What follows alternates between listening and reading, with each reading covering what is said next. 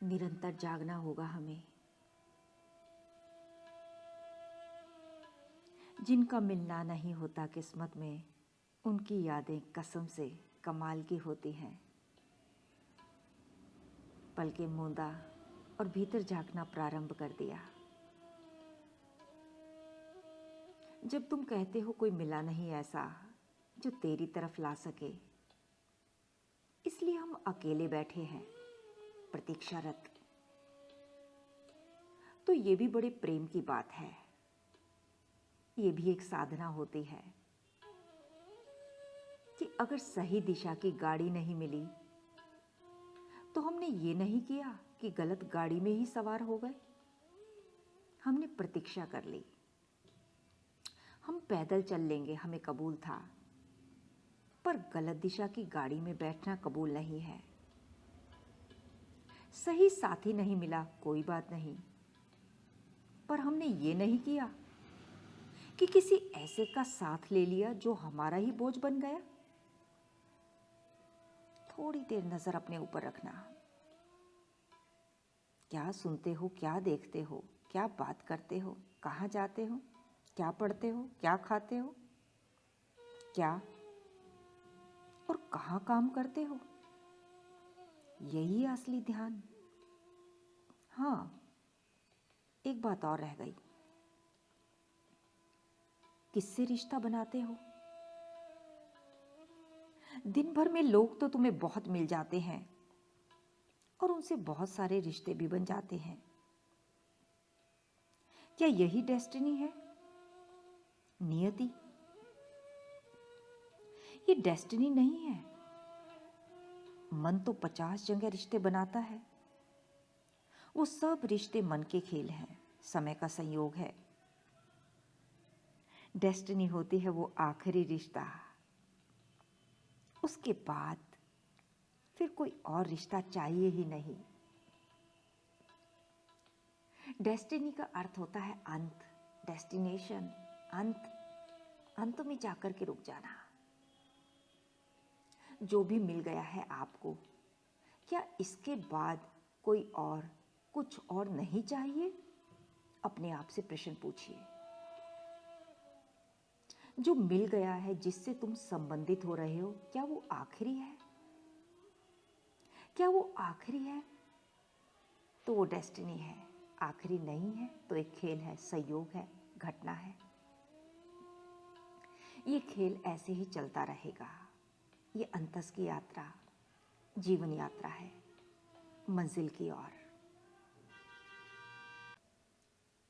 मंजिल से जो रिश्ता बनता है वही मात्र डेस्टिनी है, नियति, मंजिल, जहां तुम्हें पहुंचना ही पहुंचना है। इसीलिए समझाने वाले समझा गए कि रिश्ते बहुत सोच समझ कर बनाओ। सभी शास्त्र सद्ग्रंथों ने कहा कि संगत से ऊंची कोई दूसरी नहीं। सुसंगति मिल गई यानी सब कुछ मिल गया। कुसंगत मिल गई तो जीवन तबाह हो गया। थोड़ा गहरा झांकना।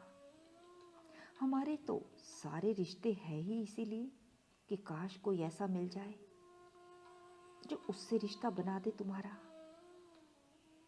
जिससे मिले हो, अगर वो ऐसा है कि तुमसे तुम्हारा ही परिचय करा दे, तुम्हारा सच्चाई से परिचय करा दे, तो समझ लेना सुसंगति है।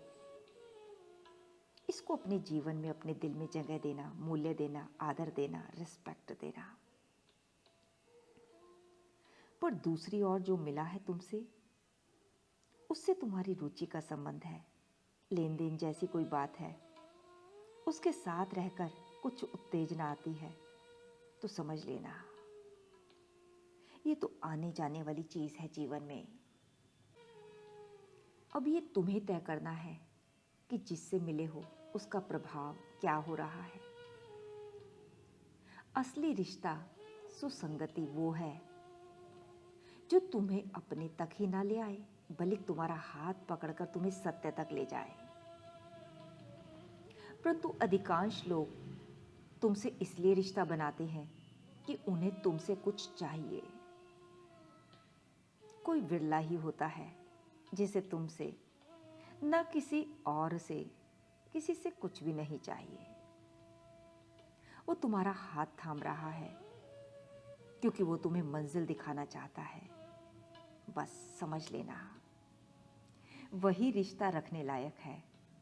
इसके अलावा भी कोई हमसफर मिल जाए, उसकी पहचान भी इसी बात से कर लेना।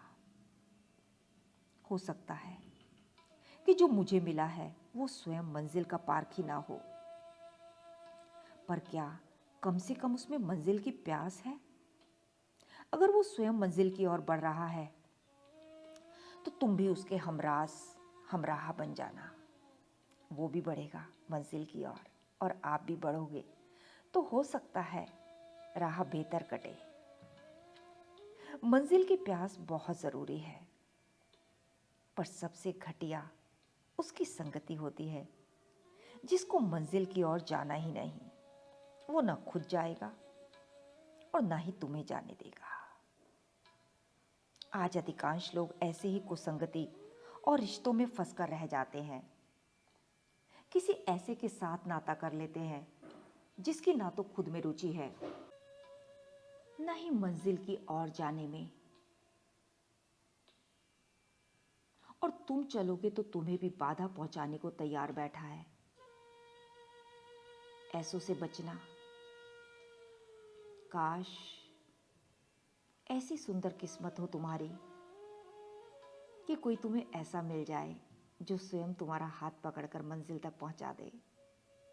फिर तो कहने ही क्या।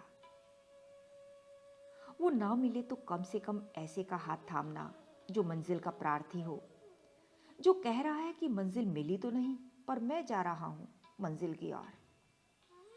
अगर तुम भी तैयार हो तो चलते हैं साथ साथ। हम साथ साथ हैं, हम एक ही राह के हम सफर हैं। तो इस प्रकार की कोटि से भी तुम अपनी जीवन यात्रा को, अंतस की यात्रा को तय कर सकते हो। पर ऐसी कोटि को दूर से ही नमस्कार कर लेना जिसका मंजिल से कोई लेना देना ही नहीं। इस प्रकार की जीवन ये कोटि को नरक बना देती है। अब तुम देख लो कि जो मिला है वो किस कोटि का है।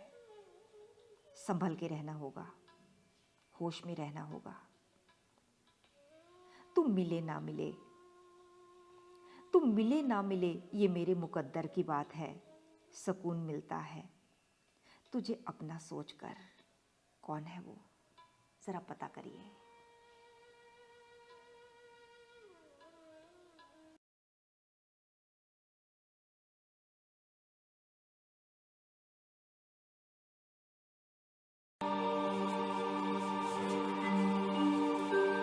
आइए थोड़ी देर के लिए अंतस की धरा पर उतर चलें, बाहर से भीतर की तरफ।